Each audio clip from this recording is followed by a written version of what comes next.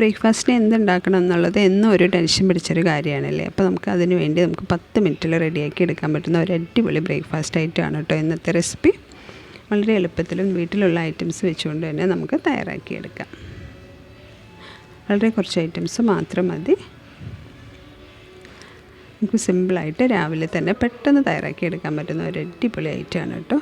അപ്പോൾ നമുക്കതിന് വേണ്ടി ആദ്യം വേണ്ടത് കുറച്ച് ഗോതമ്പ് പൊടിയാണ്.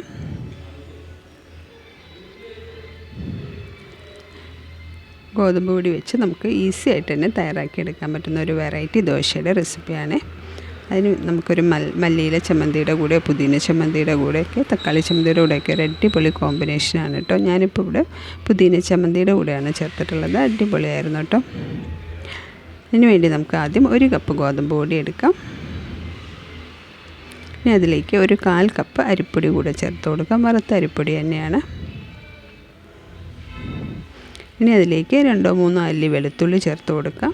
അതിനനുസരിച്ച് 2-3 വറ്റൽമുളക് കൂടെ ചേർത്ത് കൊടുത്തിട്ടുണ്ട്. എരിവിനനുസരിച്ച് ചേർത്ത് കൊടുക്കാവുന്നതാണ്. ആവശ്യത്തിനുള്ള ഉപ്പ് ചേർത്ത് കൊടുക്കാം. ഇനി അതിലേക്ക് കുറച്ച് വെള്ളം ചേർത്ത് കൊടുക്കുന്നുണ്ട്. വെള്ളം നോക്കി വേണം ചേർത്ത് കൊടുക്കാനായിട്ട്. നന്നായിട്ടൊന്ന് അടിച്ചെടുക്കാം.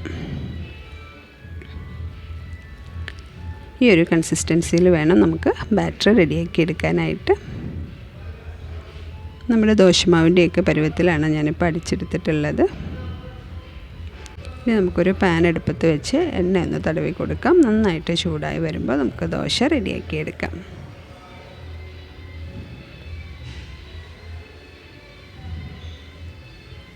വളരെ എളുപ്പത്തിലും ടേസ്റ്റി ആയിട്ടുള്ള ഒരു ഐറ്റമാണ്. ഇനി ബ്രേക്ക്ഫാസ്റ്റ് എപ്പോഴും നമുക്ക് മോർണിംഗ് എന്തുണ്ടാക്കണം എന്നുള്ളത് വലിയൊരു ടെൻഷനാണല്ലേ. അപ്പോൾ നമുക്ക് ഇതുപോലെയൊക്കെ വെറൈറ്റി ആയിട്ടുള്ള ദോശയൊക്കെ ട്രൈ ചെയ്യുകയാണെങ്കിൽ അടിപൊളിയായിരിക്കും.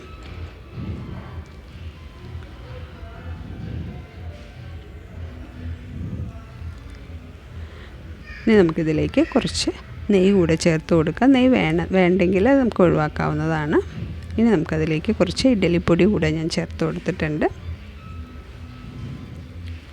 ഒരു ടേസ്റ്റിന് വേണ്ടിയാണ് കുറച്ച് ഇഡ്ഡലിപ്പൊടി കൂടെ ചേർത്ത് കൊടുക്കാം. കറിയൊന്നും ഇല്ലെങ്കിലും നമുക്കിത് കഴിക്കാൻ നല്ല ടേസ്റ്റാണ് കേട്ടോ. നല്ലപോലെ ഒന്ന് മുരിഞ്ഞ് വരുന്നവരെ ഒന്ന് വെയിറ്റ് ചെയ്യാം.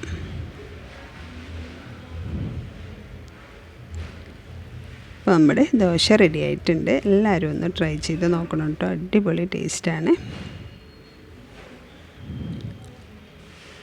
നല്ലൊരു തക്കാളി ചമ്മന്തിയുടെ കൂടെയോ ചട്നിയുടെ കൂടെയൊക്കെ സെർവ് ചെയ്യാൻ പറ്റുന്ന ഒരു അടിപൊളി ദോശയാണ്. എന്തായാലും എല്ലാവരും ഒന്ന് ട്രൈ ചെയ്ത് നോക്കി റിവ്യൂ പറയാൻ മറക്കരുത്. വീഡിയോ ഇഷ്ടമായാൽ ലൈക്ക് ചെയ്യാനും ഷെയർ ചെയ്യാനും സബ്സ്ക്രൈബ് ചെയ്യാനും മറക്കരുത്. Thank you.